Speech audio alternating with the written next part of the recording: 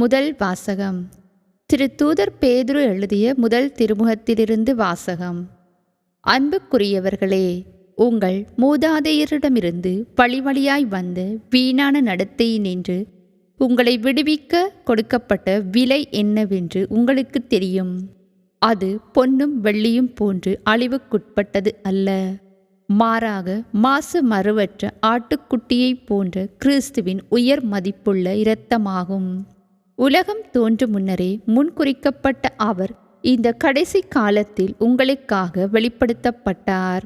அவர் வழியாகத்தான் நீங்கள் கடவுள் மீது நம்பிக்கை கொண்டுள்ளீர்கள். இறந்த அவரை கடவுள் உயிர்த்தெழச் செய்து பெருமைப்படுத்தியுள்ளார். இதனால் நீங்கள் கடவுளிடம் நம்பிக்கை கொண்டு அவரை எதிர்நோக்கி இருக்கவே இவ்வாறு செய்தார். உண்மைக்கு கீழ்ப்படிந்து உங்கள் ஆன்மா தூய்மை அடைந்துள்ளதால் நீங்கள் வெளிவேடமற்ற முறையில் சகோதர அன்பு காட்ட முடியும். எனவே நீங்கள் தூய உள்ளத்தோடு ஒருவருக்கொருவர் ஆழ்ந்த அன்பு காட்டுங்கள். நீங்கள் அழியக்கூடிய வித்தினால் அல்ல, மாறாக உயிருள்ளதும் நிலைத்திருப்பதுமான அழியா வித்தாகிய கடவுளின் வார்த்தையால் புது பிறப்பு அடைந்துள்ளீர்கள். ஏனெனில் மானிடர் அனைவரும் புல்லை போன்றவர். அவர்களது மேன்மை வயல்வெளி பூவை போன்றது. புல் உலர்ந்து போம், பூ வதங்கி விழும். நம் ஆண்டவரின் வார்த்தையோ என்றென்றும் நிலைத்திருக்கும். இவ்வார்த்தையே உங்களுக்கு அறிவிக்கப்பட்ட நற்செய்தி. இது ஆண்டவர் வழங்கும் அருள்வாக்கு. புனித மாற்கு எழுதிய நற்செய்தியிலிருந்து வாசகம். அதிகாரம் 10, இறைவசனங்கள் 32 தொடக்கம் 45 முடிய. அக்காலத்தில் சீடர்கள் எருசலேமுக்கு போகும் வழியில் சென்று கொண்டிருந்தார்கள். இயேசு அவர்களுக்கு முன் போய்க் கொண்டிருந்தார். சீடர் திகைப்புற்றிருக்க அவரை பின்பற்றிய ஏனையோர் அச்சம் கொண்டிருந்தனர். அவர் மீண்டும் 12 அழைத்து தமக்கு நிகழ இருப்பவற்றை குறித்து பேசத் தொடங்கினார். அவர், இப்போது நாம் எருசலேமுக்கு செல்கிறோம். மானிட மகன் தலைமை குருக்களிடமும் மறைநூல் அறிஞர்களிடமும் ஒப்புவிக்கப்படுவார். அவர்கள் அவருக்கு மரண தண்டனை விதித்து அவரை பிற இனத்தாரிடம் ஒப்புவிப்பார்கள். அவர்கள் ஏளனம் செய்து அவர் மீது துப்பி சாட்டையால் அடித்து அவரை கொலை செய்வார்கள். 3 நாள்களுக்குப் பின் அவர் உயிர்த்தெழுவார் என்று அவர்களிடம் கூறினார். செபதேயுவின் மக்கள் யாக்கோபும் யோவானும் அவரை அணுகி சென்று அவரிடம், போதகரே, நாங்கள் கேட்பதை நீர் எங்களுக்கு செய்ய வேண்டுமென விரும்புகிறோம் என்றார்கள். அவர் அவர்களிடம், நான் என்ன செய்ய வேண்டுமென்று நீங்கள் விரும்புகிறீர்கள் என்று கேட்டார். அவர்கள் அவரை நோக்கி, நீ அரியணையில் இருக்கும்போது எங்களுள் ஒருவர் உமது வலப்புறமும் இன்னொருவர் உமது இடப்புறமும் அமர்ந்து கொள்ள எங்களுக்கு அருளும் என்று வேண்டினர். இயேசுவோ அவர்களிடம், நீங்கள் என்ன கேட்கிறீர்கள் என உங்களுக்கு தெரியவில்லை. நான் குடிக்கும் துன்பக் கிண்ணத்தில் உங்களுக்கு குடிக்க இயலுமா? நான் பெறும் திருமுழுக்கை உங்களால் பெற இயலுமா என்று கேட்டார்.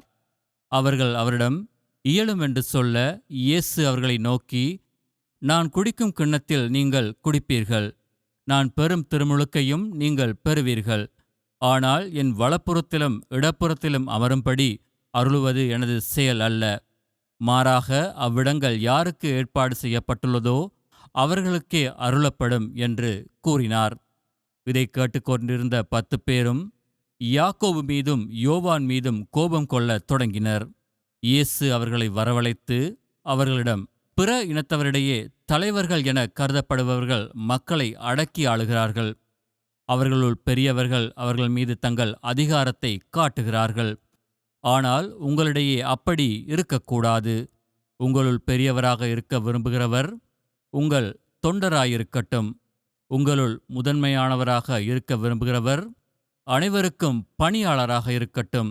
ஏனெனில் மானிடமகன் தொண்டு என்பதற்கு அல்ல, மாறாக தொன்று ஆற்றுவதற்கும் பலருடைய மீட்புக்கு ஈடாக தம் உயிரை கொடுப்பதற்கும் வந்தார் என்று கூறினார்.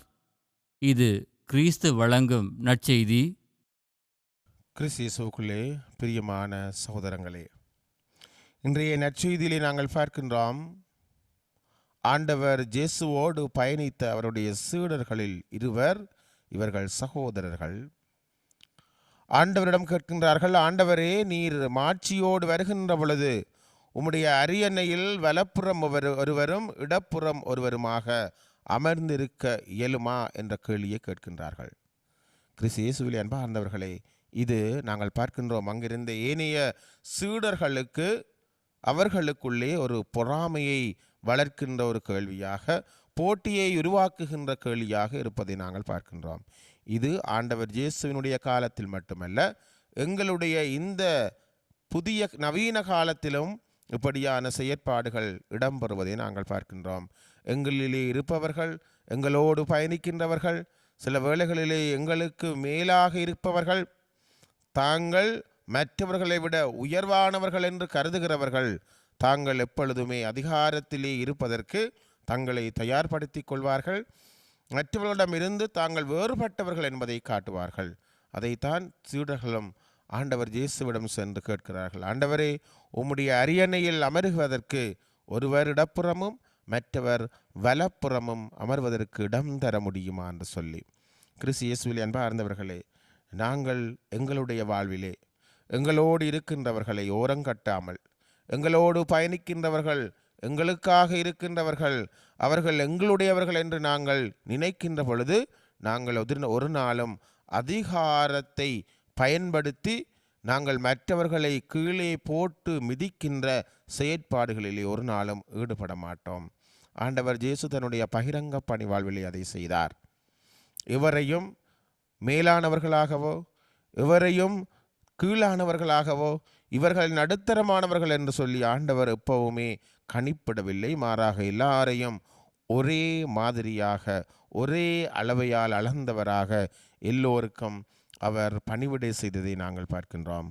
ஆகவே ஆண்டவர் இயேசு உண்மைக்கு சான்று பகர வந்தவர், தன்னுடைய தந்தையினுடைய சித்தத்தை நிறைவேற்ற வந்தவர், விண்ணுலகத்தையும் அதிலே தான் இருக்க போவதையும் மக்களுக்கு சொல்லுகின்ற பொழுது அதை ஏற்றுக்கொள்ளாதவர்கள் ஆண்டவர் இயேசுவை கொலை செய்வதற்கு திட்டமிட்டு இறுதியில் கொலை செய்தார்கள்.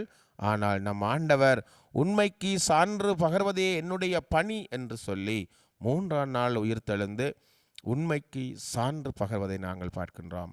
நாமும் நம்முடைய வாழ்விலே அதிகாரத்தோடு மோசடிகள் செய்கின்றவர்கள், மக்களை மாக்களாக மதிக்கின்றவர்கள், மனித அபிமானத்தோடு நடத்தாதவர்கள், இவர்களுக்காக இன்றைய நாளிலே நாங்கள் விசேட விதமாக மன்றாடுவோம்.